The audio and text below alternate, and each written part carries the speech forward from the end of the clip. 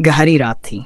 एक लड़की साइकिल से अपने घर की ओर जा रही थी। अचानक सड़क पर उसे एक काला साया दिखाई दिया। घबराकर उसने तुरंत साइकिल मोड़ने की कोशिश की, लेकिन संतुलन बिगड़ गया और वह साइकिल समेत सड़क किनारे गहरी खाई में गिर गई। काफी मुश्किल से वह खाई से बाहर चढ़ पाई थी कि भी तेज रफ्तार से आती कार ने उसे जोरदार टक्कर मार दी।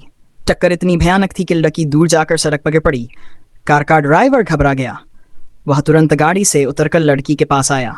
उसने देखा कि लड़की अभी जिंदा थी और धीरे धीरे सांस ले रही थी, लेकिन इसके बाद जो उसने इंसानियत को शर्मसार कर दिया।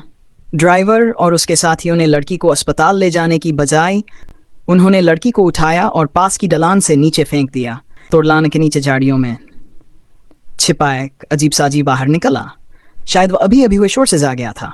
वह तेजी से लड़की के पास पहुंचा। बेहोशी की हालत में पड़ी लड़की को अचानक तेज दर्द महसूस हुआ। उसे लगा जैसे कोई चीज उसके शरीर को काट रही हो। अगली सुबह लड़की के पिता बहुत परेशान होकर पुलिस स्टेशन पहुंचे। उन्हें बताया कि उनकी बेटी रात से घर नहीं लौटी और उसका फोन भी बंद है। पुलिस तुरंत मामले की जांच में जुट गई। उसी समय पहाड़ों में कैंपिंग कर रहा एक प्रेमी जोड़ा जंगल में ढल रहा था। तभी उन्हें जमीन पर कुछ अजीब दिखाई दिया। पास जाकर देखा तो वह इंसान का हाथ था और उसके पास खून से सनाक पड़ रहा था। यह देखकर दोनों डर गए और तुरंत पुलिस को सूचना दी। पुलिस मौके पर पहुंची और पूरे इलाके की तलाशी शुरू की। तलाश के दौरान उन्हें इंसान के कई टुकड़े और एक बुरी तरह क्षत विक्षत सिर मिला। यह देखकर पुलिस समझ गई कि यह एक बहुत ही क्रूर हत्या का मामला है।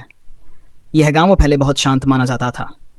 यहाँ अपराध लगभग न के बराबर होते थे, इसलिए इसे नो क्राइम विलेज कहा जाता था।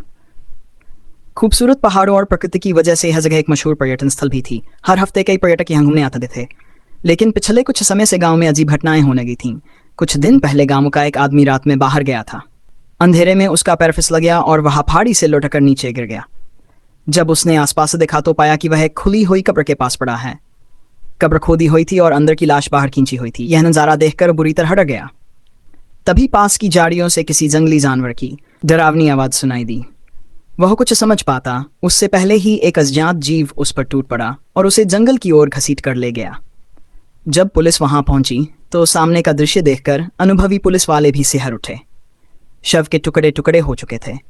जांच के दौरान डॉक्टरों ने पाया कि शरीर पर गहरे दांतों के निशान थे, जो किसी जंगली जानवर के हमले जैसे लग रहे। लेकिन समस्या यह थी कि सालों से इस इलाके में किसी बड़े जंगली जानवर के होने की कोई खबर नहीं थी। गांव के आसपास के जंगलों को काटकर पर्यटन स्थल बना दिए थे, इसलिए मामला और भी रहस्यमय हो गया। कुछ दिनों बाद गांव के पास एक फल बागान में एक और घटना हुई। एक परिवार वहां फल तोड़ने आया था। अचानक झाड़ियों से एक विशाल जंगली जानवर निकलकर आदमी पर टूट पड़ा और उसे घसीटकर जंगल की ओर ले जाने लगा। पास मौजूद पुलिस कर्मियों ने तुरंत गोली चलाई। कई गोलियां चलाने के बाद वे उस आदमी को बचाने में सफल हो गए, लेकिन जानवर भाग निकला। इस घटना के बाद पुलिस को शक हुआ कि इन सभी घटनाओं के पीछे एक विशाल जंगली सुअर हो सकता है। गांव वालों की सुरक्षा के लिए पुलिस ने बागान को बंद करने का फैसला किया, लेकिन गांव के लोग इसके खिलाफ हो गए। पर्यटन ही उनकी मुख्य आय का स्रोत था। आखिरकार गांव के प्रधान ने एक पेशेवर शिकारी दल को बुलाया। शिकारी जंगल में घुसे और कुछ दूर चलने के बाद उन्हें जमीन पर एक बहुत बड़ा सुअर का पद चिन्ह दिखाई दिया। उसका आकार देखकर लग रहा था कि वह सुअर लगभग 35 किलो का होगा। शिकारी दल के नेता आकुन ने कहा कि यह कोई साधारण जंगली सुअर नहीं है। उस रात उन्होंने जाल बिछाकर इंतजार किया। आधी रात के बाद जंगल में हलचल हुई। नाइट विजन दूरबीन से देखने पर उन्हें एक बहुत बड़ा जंगली सुअर दिखाई दिया। आकुन के आदेश पर शिकारी और उनके कुत्ते उसके पीछे दौड़ पड़े। भागते भागते वह सुअर घबराकर सीधे जाल में गिर गया।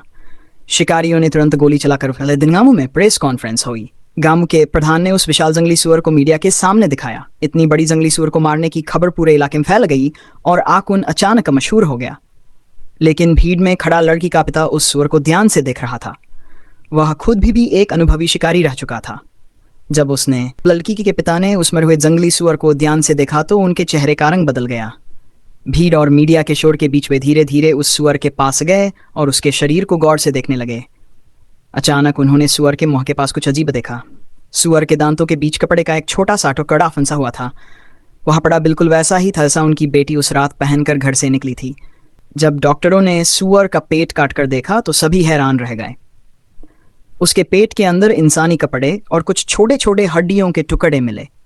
अब पुलिस को यकीन हो गया कि यह वही जानवर है जिसने कई लोगों पर हमला किया था। लेकिन तभी लड़की के पिता ने एक और बात कही। उन्होंने बताया कि जिस जगह उनकी बेटी गायब हुई थी वह सड़क बहुत सीधी और साफ थी। वहां किसी जंगली सुअर का अचानक आ जाना बहुत अजीब बात थी। इस बात ने पुलिस को सोचने पर मजबूर कर दिया। पुलिस ने उस रात के सड़क कैमरों की जांच शुरू की।